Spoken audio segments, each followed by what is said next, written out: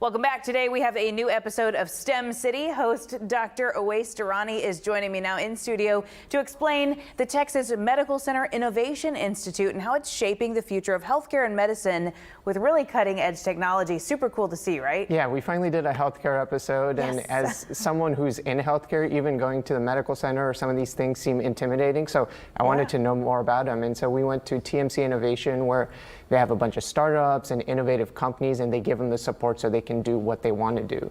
And so we met with a company solving sleep apnea and then making lung cancer care better with a stormtrooper gun. So really, really cool time there, and really looking forward for you to see this episode. Yeah, amazing. Let's take a look.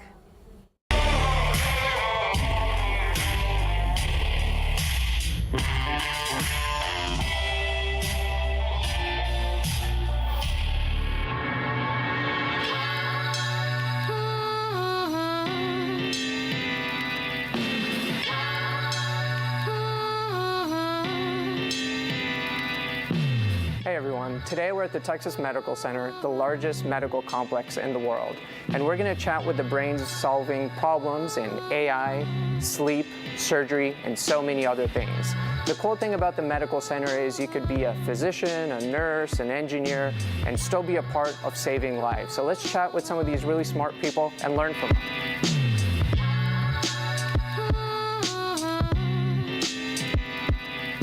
Hey Tom, thanks for having me here.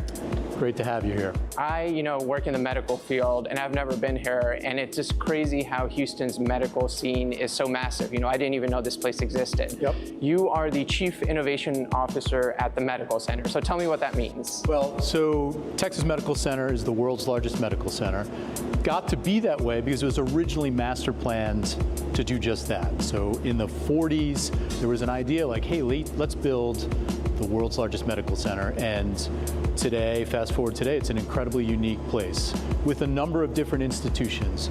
Many of the brands that we know in healthcare, MD Anderson, Baylor College of Medicine, Houston Methodist, a lot of research institutions as well. Over the course of the history of the medical center, it's been a great place to come if you're not doing well, if you're sick, you come to the medical center and you get better. If you want to learn to be a doctor or a nurse or a pharmacist, you can come here and be trained. And if you're a scientist interested in cutting edge research, you can come here and do that as well. Really cool. And so what building are we in right now? Because I see a whole bunch of cool machines and loud sounds, and it's like a factory. So where are we at right now? Yeah, so we're in the Center for Device Innovation here at the Medical Center. It is a machine shop staffed with engineers and machinists, and their whole role is to create great prototypes for the next generation of medical devices. So they spend time here working on, working with engineers, working on creating the prototypes, and then testing them and seeing how they work. And if they work well, then they begin to progress into clinical studies and eventually get approved as new medical products. If they don't, they come back in here, they remake it, they iterate on it, as we say, and it creates the opportunity for each of the startups that work with us, the engineers that are part of their team, the machinists, to learn a little bit, tweak it, make it a little bit better, and then eventually launch it as a new medical device product into the U.S. healthcare system. That is super awesome. So it's like a supercharged high school science lab with things that are a little larger and more intense than high school. Yeah, I like that. It's a place where you can come and imagine what your medical device could be and then build it and test it here. Yeah, so how do I get in here, right? Say I have an amazing idea and I want to build something here, I start a company. How does TMC Innovation choose who gets to come in here? Is it an application process? How does that work? There are a number of different ways. Mostly it's through referral. So we're well connected here in the medical center.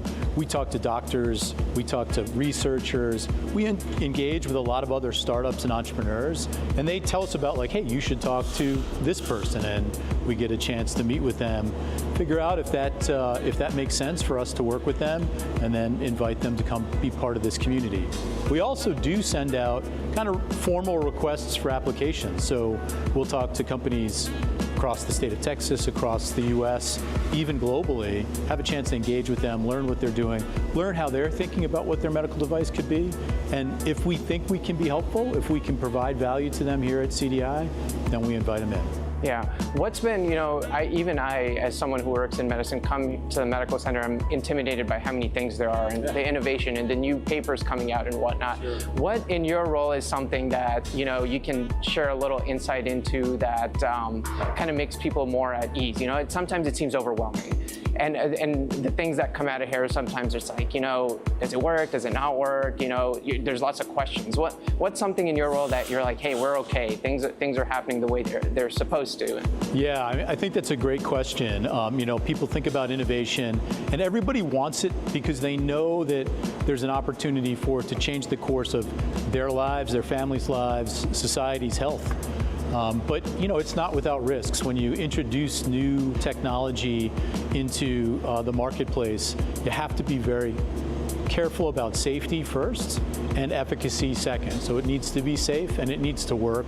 And there are a lot of structures put in place, regulatory, quality control, that allow for us to be comfortable that the process that we do, so you create it, you test it in model systems on the benchtop, in animal models, you go through a process, there's lots of checks and balances, and by the time it gets introduced into people in clinical studies, you feel very confident that it's going to be safe.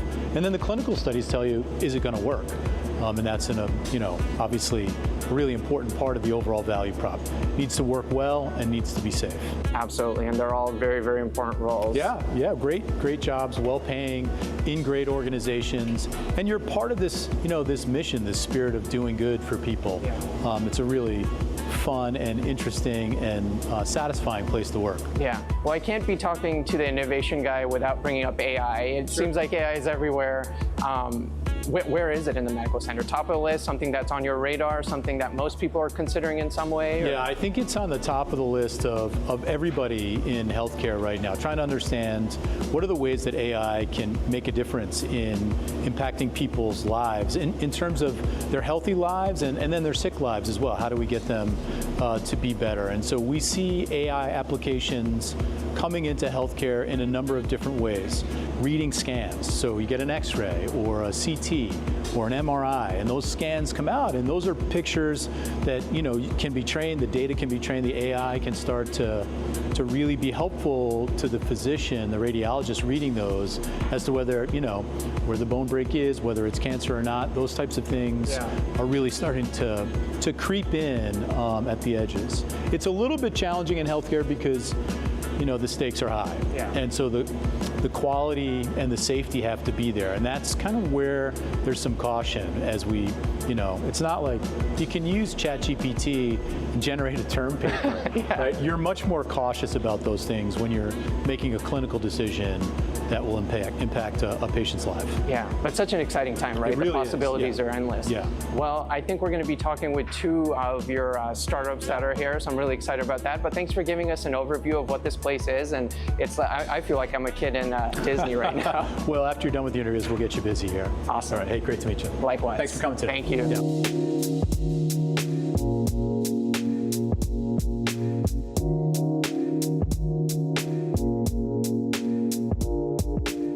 Well, thanks so much for willing to chat with us. I am jealous that you guys get to come and work here every day. I want to do that too, but you guys are with Baritone, Megan and owner. Thanks so much. Tell me about what you all do at Baritone. Yeah, so at Baritone Health, we're working on a new way to diagnose the site of the problem in obstructive sleep apnea. Okay, so let's rewind to the basics. What is sleep apnea? So sleep apnea is a disease where people have these periods of time during sleep where they stop breathing. Especially for obstructive sleep apnea, it's because of some kind of collapse in the airway, an anatomy event, the tongue falling in, the epiglottis falling in, the soft palate falling in. Okay. So this is a problem because you don't have this restful sleep, your body is starved of oxygen, it leads to stroke, heart disease, all these long-term chronic health problems. Yeah, and the crazy thing is that like when we check our pulse ox, it may be like 100%, right? But with sleep apnea, it can like drop really low into like the 80s or sometimes even the 70s, which could be very dangerous. So that's the problem that we're solving here. How is sleep apnea diagnosed today? Right now, sleep apnea diagnosis is a very long pathway. Typically, the first indication is that a person's bed partner says, hey, you had some really scary snores last night. I want you to get that checked out. Yeah. From there, a person might get routed to an in-clinic sleep test where they go to the hospital, they spend a night in the hospital bed.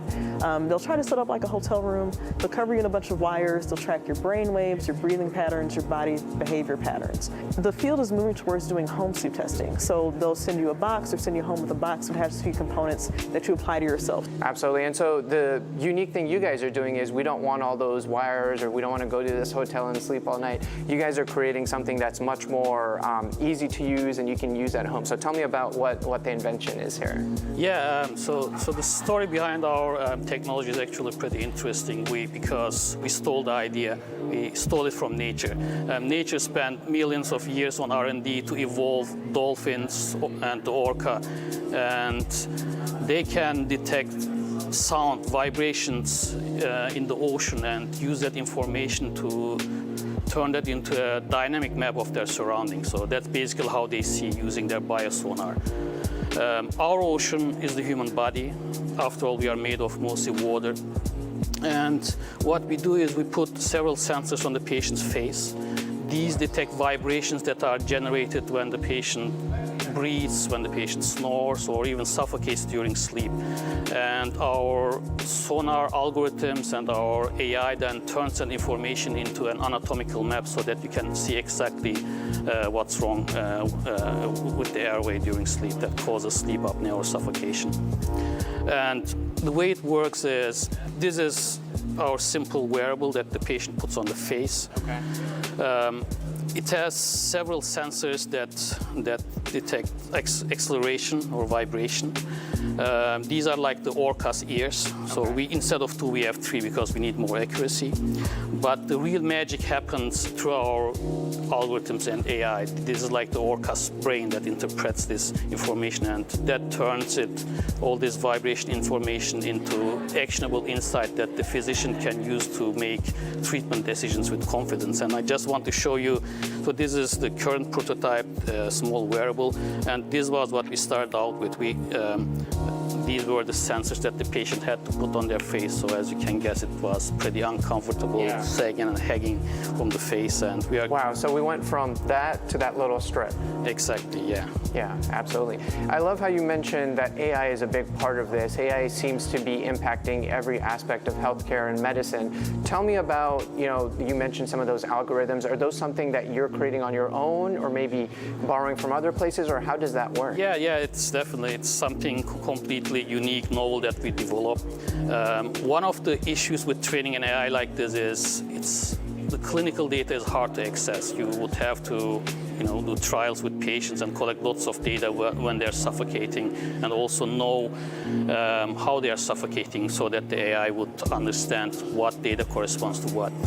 So to avoid the issues with collecting lots of data, we found a novel way of making the AI understand the airway anatomy in general by using speech. So using speech data, we were able to train the AI to make it understand the basics of the airway anatomy, what the collapse looks like, and fine-tune it and further train it so that it works accurately enough for sleep apnea patients as well. Yeah, that's super cool. Something that probably even 10 years ago wasn't possible in terms of the technology and how it's being used. So really awesome. I love kind of backing up a bit how you guys met. So there's a program here that y'all met through and had similar interests, and that's how you developed this. Is that correct? Yeah, so here at Texas Medical Center, there's a program called the Biodesign Program. And so what they do is bring in scientists and doctors that are interested in entrepreneurship. They give you a year to form a team, try some ideas out, and at the end of that year, you can decide if you want to launch your company or go back to what you were doing beforehand. So owner and I and our third co-founder, Britt, met during the Biodesign Program. We had a shared interest in sleep apnea. We had complementary skills that would help us launch the company. And when we finished our year, we had a working prototype. That's super awesome. That's like, I think back to like high school, and I look forward to science class and getting together in group and working, and y'all did that, but then created a company out of it and are working on solving a major problem. So congrats on everything so far. I can't wait to see the amazing kind of final results and products that you create, and thanks for spending some time with us. Thank you. Thanks so much.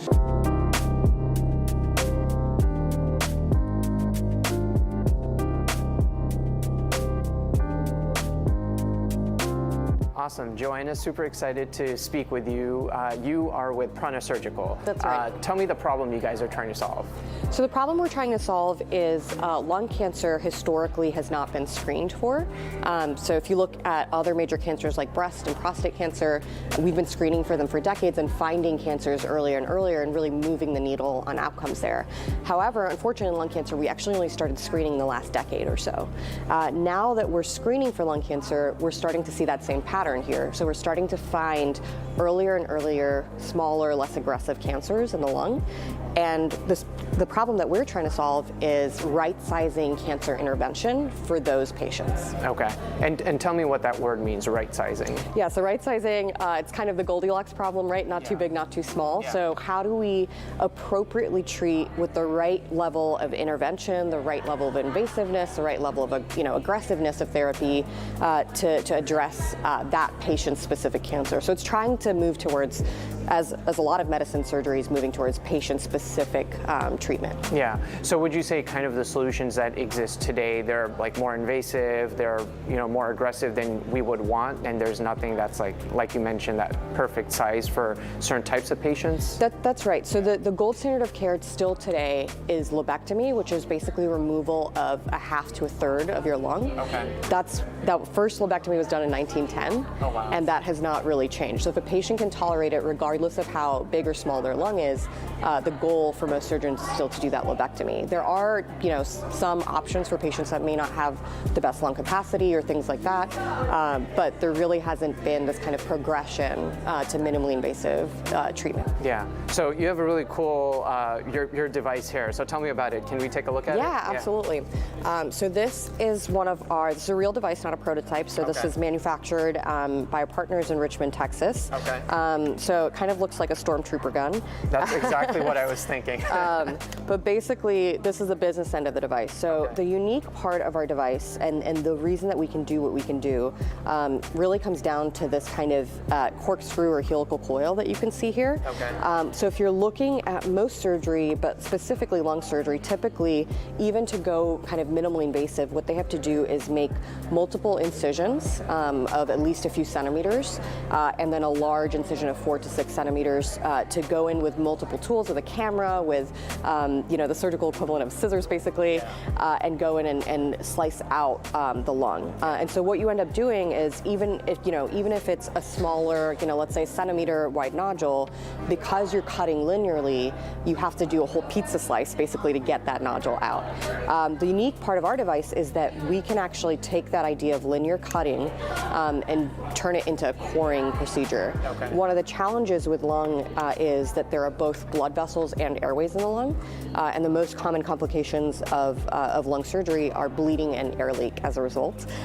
So what we do is we use energy to kind of, as we're coring down, zap all of those blood vessels and airways to make sure that they're sealed off to prevent those complications, and then we're able to extract the nodule in its entirety and prevent the unnecessary kind of loss of lung, and loss of that functional lung tissue, which can be really important for quality of life in the long run. Really cool. I want to learn more about you. What is your role with the company, and how did you, come to join the company, and even your journey before that? What did you study? Because a lot of people think that you have to be like a doctor or something to work in healthcare, but there's so many different capacities that you can work in healthcare, and one of them is yours. So tell me a little bit about that journey. Yeah, definitely. So I am, my primary label I would say is immigrant entrepreneur. Yeah. So I moved here as an international student to Houston to go to school, to attend Rice, where I majored in bioengineering. So I knew I wanted to do something kind of healthcare adjacent, healthcare innovation related. But it was when I was a senior at Rice that I really discovered medical devices for the first time.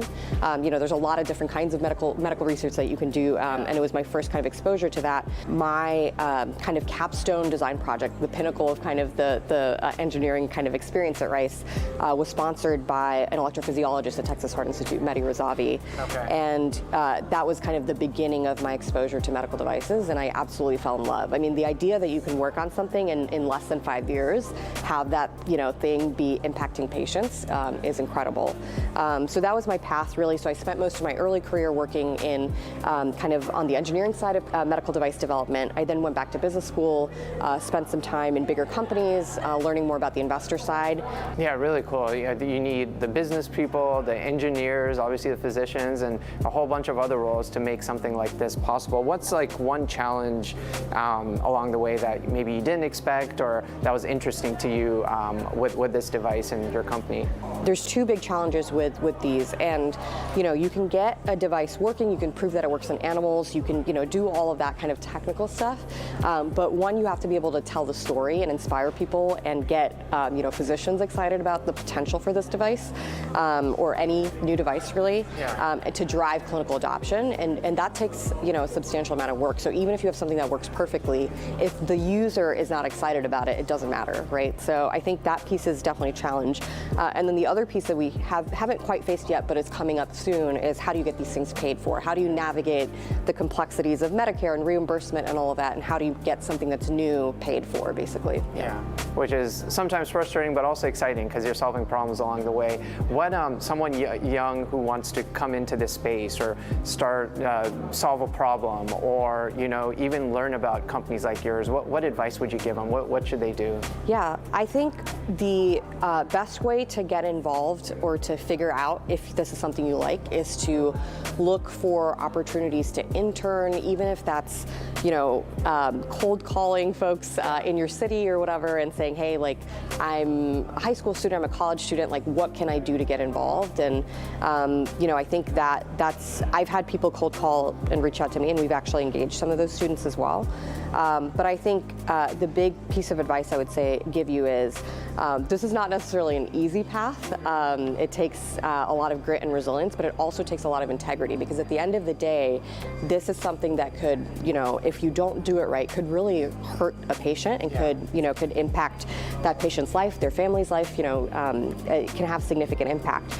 And so where this is different from, say, tech innovation or coding or whatever, is you have to have that really strong sense of what's right and wrong, that really strong sense of integrity to make sure that as you're building something, that it's something that is as safe as possible for patients, and that safety outweighs any harm that the device can do. That's something I would start to think about if you're thinking about this piece, is how do you hone that, how do you figure that out? Because it's not always as black and white as people might think. So, yeah, and at the end of the day, it is healthcare, and the patient always comes first. Absolutely. You have to keep at the center. Well, thanks so much for spending some time with us and sharing this amazing innovation. I think for me, it gets me excited to see medicine moving forward and it happening in Texas and in Houston and the medical center. So thank you so much. Yeah, absolutely. Thank you for your time.